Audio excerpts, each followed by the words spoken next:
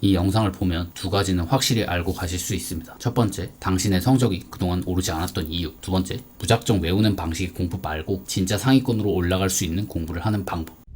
이 방법은 원리만 알아두면 수업, 복습, 문제풀이, 오답노트 이런 데 다 활용이 가능해요. 저 또한 이 방법으로 공부를 해서 준비한 시험에서 전국 10등 안에 들었고 장학생으로 약대에 입학해서 지금은 약사가 됐습니다. 자신있게 말씀드릴게요. 원래 하시던 방법대로 6, 7회독 하는 것보다 이 방법을 흡수해서 3회독 하시는 것이 압도적으로 효율과 결과가 좋을 겁니다. 그럼 바로 시작해보도록 하겠습니다. 먼저 여러분이 어떻게 공부를 하고 있었는지 같이 봅시다. A는 2가 된다 라는 내용이 있다고 칠게요. 책에는 이렇게만 쓰여져 있네요. 이 책만 보면 A가 왜 2가 되는 것인지 알기가 어렵습니다. 그래서 수업 시간에는 선생님께서 A가 왜 2가 되는지 차근차근 설명을 해주십니다. A는 이러이러해서 B이기 때문에 결국 C가 되는 거고 이거는 즉 D라는 뜻이야. 여기서 이렇게 되면 2가 되기 때문에 A는 2라고 할 수가 있는 거야. 이런 방식으로요. 여기까지는 당신이든 최상위권이든 조건이 같습니다. 똑같이 A는 2가 된다 라고 쓰여져 있는 책을 보고 있고 그것을 이해할 수 있게 설명해 주시는 선생님의 강의를 똑같이 들었습니다. 이 상황에서 여러분 중에 공부가 많이 서툰 사람들은 어떻게 행동하는지 봐볼게요. 이 사람들은 설명은 그냥 흘립니다. 이런 논리를 가지고 있어요. 설명은 어차피 시험에 답으로 안 나와. 결국 시험에 나오는 건 A는 2가 된다 이거잖아. 그러니까 A는 2가 된다 라는 말을 잘 듣고 외워야 돼. 이런 사람들이 선생님의 말 중 제대로 듣는 부분은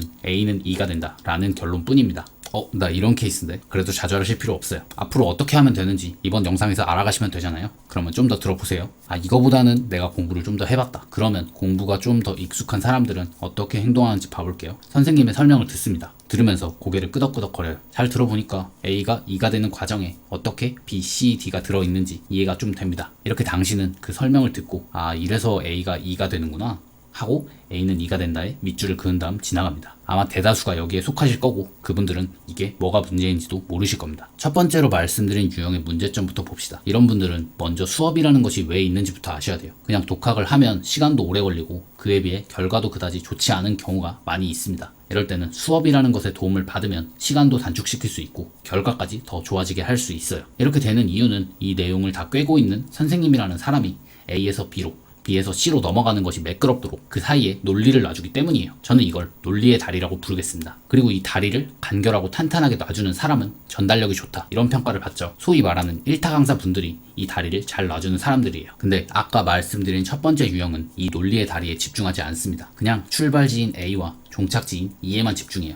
이건 책에도 그대로 나와 있는데 말이에요. 우리는 책에도 나와 있는 단편적인 정보 때문이 아니라 그 사이에 있는 논리의 다리를 듣기 위해서 수업을 듣는 겁니다. 이번에는 두 번째 유형을 볼게요. 이 유형은 설명을 들으면서 이해를 하고 고개를 끄덕이기도 했는데 뭐가 문제라는 걸까요? 바로 논리의 다리를 수업 시간에 끄덕거리는 데에만 사용했다는 게 문제입니다. 그냥 수업 때 다리를 밟아본 걸로만 만족하게 되면 다리는 금방 흐려지고 결국은 A는 2가 된다 라는 부분밖에 안 남아요. 그렇게 B, C, D에 대한 기억이 거의 사라지게 되면 나중에 여러분은 그 주제에 대한 응용이나 생각의 확장을 할 수가 없게 돼버려요. 이 말은 즉 A는 무엇이 된다 이런 쪽지 시험의 답은 쓸 수 있을지 몰라도 좀 더 나아가서 사고의 응용과 확장을 요구하는 문제들은 건드리기가 어려워진다는 겁니다.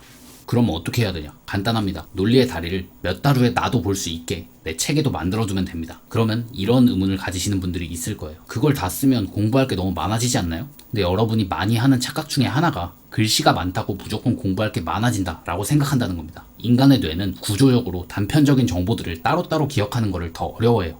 오히려 이것들을 이어줄 수 있는 다리가 있을 때 인간의 뇌는 정보를 더 오래 정확하게 기억할 수 있습니다. 한번 예시를 들어볼게요. 어머니께서 여러분께 심부름을 시키셨고 어쩌다 보니까 사올 것을 외워서 가야 하는 상황이라고 합시다. 어머니께서 목공용 풀, 나사못, 드라이버, 된장, 두부, 감자, 계란, 파, 양파, 당근 이거 사와 라고 얘기를 하셨어요. 이러면 기억하기가 쉽지가 않습니다. 그런데 오늘 서랍 좀 고치고 저녁 먹게 마트 좀 갔다 올래? 안방 서랍 고장난 거 알지? 이거 고치려면 목공용 풀이랑 나사못이 필요하거든. 맞다. 그 못을 조일 드라이버도 없으니까 그렇게 3개를 사와야 돼. 서랍 다 고친 다음에 저녁 먹으면 될 것 같은데 오늘은 된장찌개에 계란말이를 해먹자. 근데 된장이 다 떨어졌으니까 된장을 좀 사와. 거기에다가 두부랑 감자 넣으면 더 맛있으니까 그것도 사오고 계란말이 해야 되니까 계란 필요하고 거기에 넣을 파랑 양파 당근 이렇게 사오면 될 것 같아. 이런 식으로 얘기를 해주신다고 생각해 볼게요. 이렇게 스토리를 얘기해주면 글자 수는 압도적으로 많아졌지만 단편적으로 10개의 단어를 말해준 것보다 훨씬 받아들이기가 쉬워집니다. 즉 정보가 많다고 무조건 공부하기에 불리하지는 않다는 겁니다.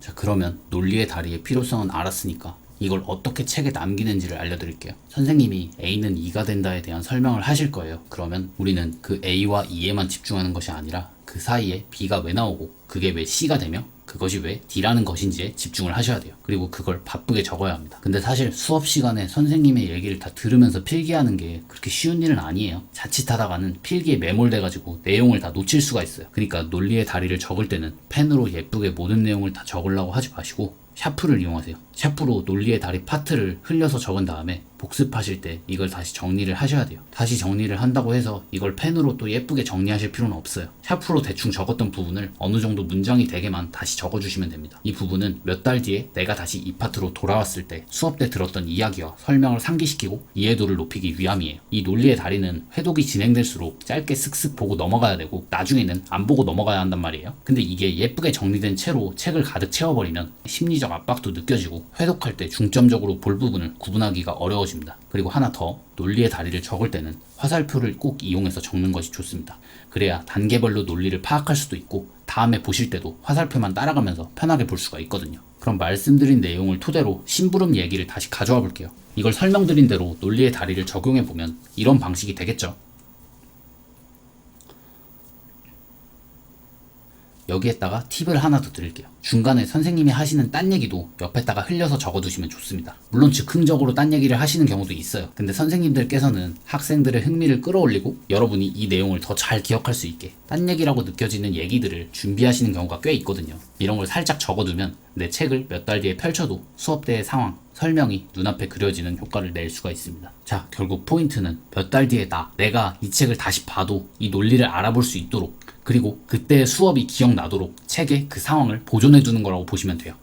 지금까지 잘못된 공부 방법 그리고 논리의 다리를 이용한 공부 방법을 살펴봤고요. 이번에는 이렇게 공부할 때 주의할 점을 좀 알려드릴게요. 우리 게임의 맵 보면 이 맵의 끝은 어디일까 하고 제일 끝까지 가보신 적 있죠. 그러다 보면 앞에 배경은 보이는데 더 이상 앞으로는 못 가는 경계가 있단 말이에요. 이렇게 여러분이 준비하는 시험에도 출제 기간에서 정해놓은 경계가 있어요. 그 경계 내에서만 문제를 내겠다 뭐 이런 거죠. 근데 이건 게임이 아니라서 그 경계 밖으로 벗어날 수 있다는 게 문제입니다. 왜를 계속 추구하다 보면 분명히 그 경계를 넘어갈 때가 있어요. 사실 이 경계를 넘어갈 의문을 제시할 수 있다는 것 자체가 꽤 똑똑하신 겁니다. 그리고 이런 부분은 학문을 탐구하는 사람이라면 계속 나가보는 것이 맞겠죠. 하지만 우리는 지금 학문이 아니라 현실적으로 시험을 준비하고 있는 상황이에요. 그 관점에서 본다면 과도하게 벗어나는 부분은 그냥 외우고 쓱 넘어가 주시는 것이 좋습니다. 너무 학자 모드가 돼버리면 지적 쾌감은 얻을 수 있겠지만 합격과는 멀어질 수밖에 없습니다. 그럼 여기서 의문이 드실 거예요. 그럼 그 경계는 어떻게 알죠? 첫 번째, 선생님이 알려주실 거예요. 기본적으로 선생님이 논리의 다리를 깔아주시면서 이건 알아둬라, 이건 과하다 이런 식으로 얘기를 하실 거예요. 그걸로 구분을 하시면 되고 헷갈리면 대놓고 물어보세요. 두 번째, 자신이 계속 의문을 제기하다 보면 이거는 좀 오버 아닌가? 라는 생각이 드는 때가 있습니다. 그 생각이 든다면 거의 맞습니다. 그러면 일단은 외우고 넘어가세요. 좀 더 이론 보고 문제 풀다 보면 눈이 좀 생기거든요. 그러면 그게 결국 오버였는지 아닌지 자연스럽게 답을 얻을 수가 있습니다. 정리하겠습니다. 단편적인 정보만을 무작정 외우려고 하면 잘 볼 수 있는 건 쪽지 시험까지다. 몇 달 뒤에 나를 위해 논리의 다리를 잘 만들어주자. 의문을 제기하면서 공부하는 거는 좋지만 범위를 벗어나는 내용은 그냥 외우고 과감하게 넘어가야 된다. 구독까지는 안 바라고요. 좋아요만 부탁드립니다. 감사합니다.